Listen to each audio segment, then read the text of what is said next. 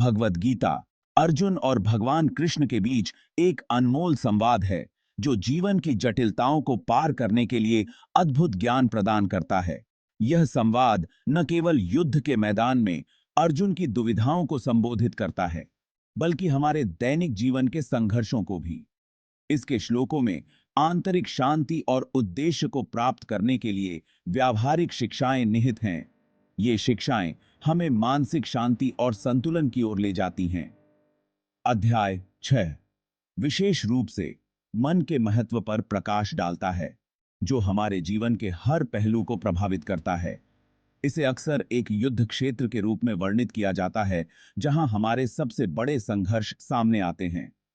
यह युद्ध क्षेत्र हमारे भीतर ही होता है, जहां विचारों और भावनाओं का संघर्ष चलता रहता है।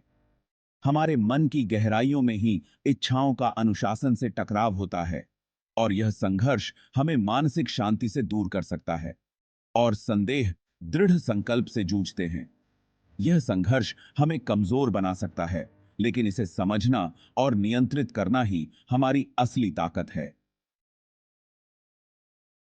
अध्याय 6 हमें इस आंतरिक क्षेत्र में महारत हासिल करने की दिशा में मार्गदर्शन करता है और हमें सिखाता है कि कैसे हम अपने मन को अनुशासित कर सकते हैं। एक अनुशासित मन की परिवर्तनकारी शक्ति का खुलासा करता है। यह शक्ति हमें न केवल हमारे आंतरिक संघर्षों से उबरने में मदद करती है, बल्कि हमें एक शांत और संतुलित जीवन जीने की दिशा में भी प्रेरित करती है। भगवद गीता का 6वां अध्याय हमें ध्यान योग, ध्यान और मानसिक अनुशासन के योग की अवधारणा से परिचित कराता है। यह अध्याय इस बात पर जोर देता है कि स्वयं पर सच्ची महारत मन पर महारत हासिल करने से शुरू होती है। जैसे एक सारथी को अपने गंतव्य तक पहुंचने के लिए अपने घोड़ों को कुशलता से नियंत्रित करना चाहिए, वैसे ही हमें अपनी पूरी क्षमता तक पहुंचने के लिए अपने मन को नियंत्रित करना सीखना चाहिए। ध्यान योग के अभ्यास से हम जीवन की चुनौतियों को सहजता और लचीलापन के साथ नेविगेट करने के लिए आवश्यक आंतरिक शक्ति और ध्यान केंद्रित करते हैं। 6ठे अध्याय के ज्ञान के भीतर एक विशेष रूप से प्रकाशमान श्लोक है, श्लोक 26, जिसमें कहा गया है, यथो यथो निश्चरति मनश्चंचलमस्थिरम ततस्ततो नियम यैतदात्मन्येव वशम नयेत। यह श्लोक हालांकि दिखने में सरल है, हमारे दैनिक जीवन के लिए गहन निहितार्थ रखता है। यह हमारे मन की अक्सर अशांत प्रकृति को समझने और प्रबंधित करने के लिए एक व्यावहारिक मार्गदर्शक के रूप में कार्य करता है। इसके संदेश को आत्मसात करके हम स्थायी शांति और पूर्णता प्राप्त करने की दिशा में एक महत्वपूर्ण कदम उठाते हैं। यह एक सच्ची उपलब्धि है। श्लोक मानव मन के बारे में एक मूलभूत सत्य को स्वीकार करते हुए शुरू होता है। मनश्चंचल मस्थिरम, मन चंचल और अस्थिर है। यह स्वभाव से ही गतिशील और परिवर्तनशील है। फूल से फूल की ओर उड़ने वाली तितली की तरह हमारा मन भटकता रहता है, एक क्षण में एक विचार से दूसरे विचार की ओर। यह लगातार नए विचारों, संवेदनाओं और विकर्षणों की ओर आकर्षित होता रहता है। एक क्षण हम हाथ में लिए गए कार्य पर ध्यान केंद्रित कर सकते हैं और अगले ही पल हम खुद को विचारों में खोया हुआ पाते हैं, पिछली घटनाओं को दोहराते हुए, उन पलों को फिर से जीने की कोशिश करते हुए, या भविष्य के बारे में चिंता करते हुए, संभावित समस्याओं और चुनौतियों की कल्पना करते हुए। यह अंतर्निहित बेचैनी मानवीय अनुभव का एक स्वाभाविक हिस्सा है, लेकिन अनियंत्रित छोड़ दिया जाए तो यह हमें सच्ची शांति और पूर्णता का अनुभव करने से रोक सकता है। इसलिए मन की इस चंचलता को समझना और इसे नियंत्रित करने के प्रयास करना आवश्यक है। ध्यान और आत्मनिरीक्षण के माध्यम से हम इस बेचैनी को शांत कर सकते हैं और आंतरिक शांति प्राप्त कर सकते हैं। मन भटकने पर पहचानना।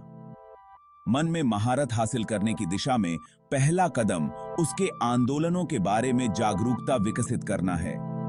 यथो यथो निश्चरति, जहां जहां मन भटकता है, इसके लिए माइंडफुलनेस की भावना विकसित करने की आवश्यकता होती है।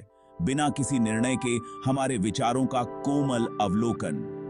जैसे जैसे हम अपने विचारों के प्रति अधिक जागरूक होते जाते हैं, हम उन ट्रिगर्स को पहचानना शुरू कर देते हैं जो व्याकुलता और मानसिक अशांति का कारण बनते हैं। नियंत्रण हासिल करने और अपना ध्यान वास्तव में मायने रखने वाली चीजों पर पुनर्निर्देशित करने के लिए यह जागरूकता महत्वपूर्ण है। मन को धीरे से वापस लाने की कला। एक बार जब हम यह पहचान लेते हैं कि हमारा मन भटक गया है, तो श्लोक हमें उचित प्रतिक्रिया का निर्देश देता है। ततस्ततो नियम्येतदात्मन्येव वशम नयेत। वहां से व्यक्ति को इसे नियंत्रित करना चाहिए और इसे स्वयं के नियंत्रण में लाना चाहिए। इसका तात्पर्य विचारों के जबरदस्त दमन से नहीं है, बल्कि वर्तमान क्षण में एक कोमल मार्गदर्शन से है। यह हमारे ध्यान को बार बार धैर्यपूर्वक पुनर्निर्देशित करने का अभ्यास है, हाथ में लिए गए कार्य पर, हमारी सांस पर या ध्यान की चुनी हुई वस्तु पर। एक अनुशासित मन के फल आंतरिक शांति और स्पष्टता। जैसे जैसे हम मन को वर्तमान क्षण में वापस लाने का लगातार अभ्यास करते हैं, हम इस अनुशासन के फल का अनुभव करने लगते हैं। मन की निरंतर बकबक धीरे धीरे कम होने लगती है। इसकी जगह आंतरिक शांति और स्पष्टता की भावना आ जाती है। हम बाहरी परिस्थितियों के प्रति कम प्रतिक्रियाशील हो जाते हैं और अधिक भावनात्मक लचीलापन विकसित करते हैं। यह नई मिली स्पष्टता हमें समझदार निर्णय लेने, स्वस्थ संबंध बनाने और उद्देश्य की गहरी भावना के साथ जीने का अधिकार देती है। दैनिक जीवन में प्लेन कॉन्शियस विकसित करना। मन को नियंत्रित करने का अभ्यास ध्यान कुशन या एकांत रिट्रीट तक ही सीमित नहीं है। यह कुछ ऐसा है जिसे हम अपने रोजमर्रा के जीवन में एकीकृत कर सकते हैं और करना चाहिए।